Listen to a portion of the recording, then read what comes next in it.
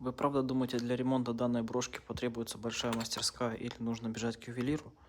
Я вам сейчас все покажу. Потребуется обычная железная проволочка, круглоглубчики или же любые приспособления, которые вы найдете. Накручиваем колечко, откусываем по первым попавшимся кусачками. С одного краешка, с другого краешка откусываем. Далее находим под рукой любые плоскогубцы, узкогубцы, что угодно, что найдете. Раскрываем колечко посильнее, берем лягушку, вставляем кольцо, вторую деталь. Теперь закрываем колечко любым способом. Двумя плоскогубцами, там что угодно найдете, у меня вот есть еще одни. Выравниваем в одну плоскость.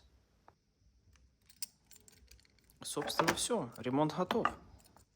Напишите в комментариях, вы сами ремонтируете такие вещи или же бегаете к ювелиру.